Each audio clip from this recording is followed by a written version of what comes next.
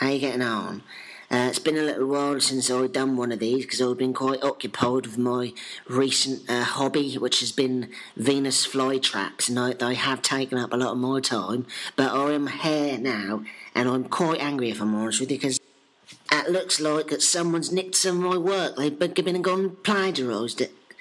In particular, I'm talking about E.L. James, the author of the famous 50 Shades of Grey. And E.L. James, some of you may or may not know that she used to get on the coast hop all the way to Blakeney, see the seals. I once left my book on there, because I used to go to Cly. My book contained all the information, all my memoirs about all the young ladies that I've been with. The first lady was called Shelley. She was a nice girl, 5'10", brunette, red shoes she always used to wear. And I met her in the Pig and Whistle. We used to basically have a few drinks now. I always had like a little soft spot for her. So one day I went up to her and said, "Hey, look, I'll show you a magic trick. You like magic, do you?" She was like, "Yeah." I said, "Well, me and you go back to your house. We'll have sex, and I'll disappear in the morning. How do you like that?" She says, "Well, that is a trick, and that ain't going to work on me, boy." So I said, "Does this hanky smell like chloroform?" And she was mine in the bag. Anyway, she used to have this little dog, a little Bayesian free it was, and every time we used to pop round there, it used to start quivering. I used to play this game called Look What's Coming Round the Corner.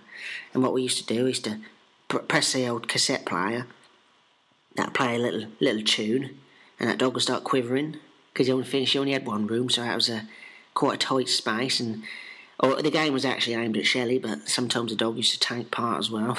Also take part, he used to sit in the corner and shake, but I thought, he's just trying to trick me here.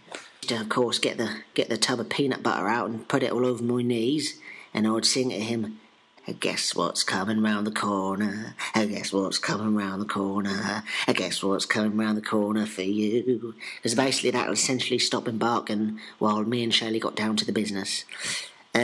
But she was quite a large lady, wore a nice pair of glasses as well. She weren't the best I've ever had. I remember the first night she said to me, "Oi, Craig, don't get straight into it. Tease me first." So I said, "All right, fatty four eyes."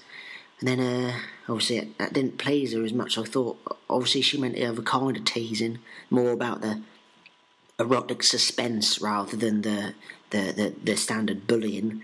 But we all make mistakes. I have. And she, well, according to her, she did. But anyway, we used to get on with it, and I say, "Right, now done the teasing, let me glide at my impressive length in liquid smooth," because I'm quite the man with words. And she said, "Hold on, have you got any protection?" And I said, "What do you think?" And there's nothing worse after sex, looking down at that limp, flaccid penis of yours with the condom hanging off it, especially when you weren't wearing one when you started. So anyway, a couple of weeks later, I pushed her down the stairs, and that was the last I saw of her. Job done, fucking lovely. Due to unforeseen circumstances, I had to leave that town, and the law hadn't caught up with me yet, so I fled to Gunton.